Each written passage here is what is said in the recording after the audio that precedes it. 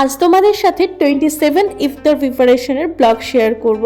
তো চলো, এই যে খুব সামান্য কিছুর মধ্যে দিয়ে আমাদের ইফতারের প্রিপারেশন ছিল। তো সবার প্রথমে আমি চিন্তা করলাম যে আমি একটা পাফ পেস্ট্রি বানাবো। তো সেই কারণে ময়দাটাকে বাটার দিয়ে প্রথমে ময়ান দিয়ে সুন্দর করে তারপরে একটু মেখে রাখছি, কারণ কি এইটা করতে আমার বেশ কিছুটা সময় লাগবে। আর আমাদের ইফতারের টেবিলে আজকেও আমাদের সাথে আমাদের বোন ছিল, তো ওর জন্য এত প্রিপারেশন করা আর কি। তো ও আমাকে আজকে হাতে হাতে প্রচুর হেল্প করে দিয়েছে, যার কারণে খুব একটা সময় লাগেনি এগুলো করতে। তারপরও এটা করতে যেহেতু একটু ঝামেলার, তাই আমি সবার প্রথমে এটাই করে রাখছি।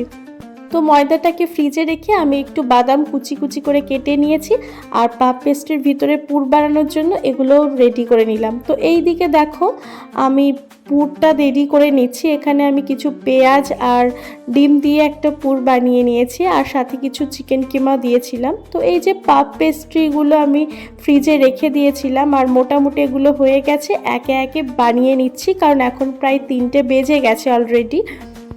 আর আমি চিন্তা করলাম আজকে একটু শাহি টুকরা করা যাক, কারণ কি শাহি টুকরাটা আমাদের বেশ খাওয়া হয়, কিন্তু ও যেহেতু থাকে না তাই ওর আর খুব একটা খাওয়া হয় না। তো ওই কারণে পাউরুটিগুলোকে স্লাইস করে নিচ্ছি। আর তোমরাও বাড়িতে নিজের হাতে শাহি টুকরা বানিয়েও দেখবে দোকানের যে কোনো টেস্টকেই কিন্তু হার মানিয়ে যাবে। আর এখানে তেলের সাথে একটু ঘি ইউজ করেছিলাম আমি, তাতে করে টেস্টটা আরও বেশি ইয়াম্মি লাগে।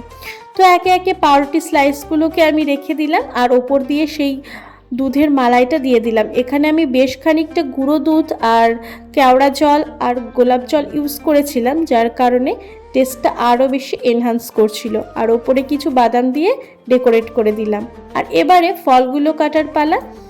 তো আমি চিন্তা করলাম এই স্ট্রবেরিগুলো যদি আমি এখন না খাই তাহলে স্ট্রবেরিগুলো আর খাওয়া যাবে না, কারণ অলরেডি স্ট্রবেরিগুলো বেশ কয়েকদিন ফ্রিজে রাখা ছিল। তো একে একে সব ফলগুলো কেটে নিয়েছি আমি।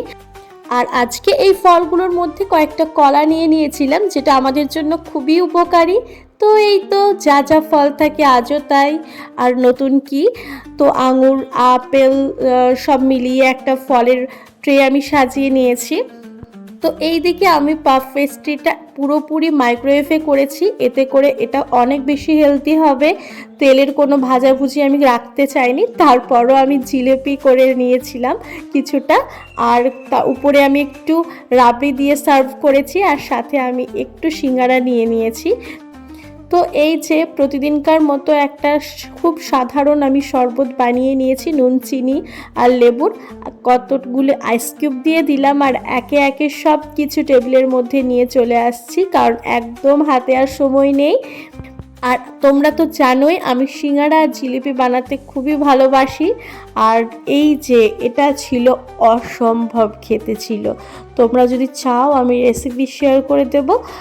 তো একটা দিদি আমাকে জিজ্ঞাসা করেছিল যে এই শরবতটা কিসের। তো এই শরবতটা সাধারণ নুন, চিনি আর লেবুর। আর আমি ইউনিক রাখার জন্য একটু ফুড কালার ইউজ করেছি, সাথে কয়েকটা বরফের টুকরো দিয়ে দিয়েছি। তো এই তো আমার টেবিল সাজানো মোটামুটি রেডি। তারপরে নামাজ সেরে এসে একে একে সমস্ত কিছু ট্রাই করলাম। তো খেতে সব কিছুই খুবই সুন্দর ছিল, তার মধ্যে এই শাহি টুকরা আমার খুবই পছন্দের। এই ঈদে তোমরা সকলে কিন্তু এই শাহি টুকরা ট্রাই করতে পারো। তো এই তো খুবই টায়ার্ড ছিলাম প্রতিদিনকার মতো। তো সব কিছু খেতে খেতে আজকের ব্লগটা শেষ করছি। ভালো থেকো, সুস্থ থেকো। নেক্সট ভিডিওতে আবার দেখা হচ্ছে।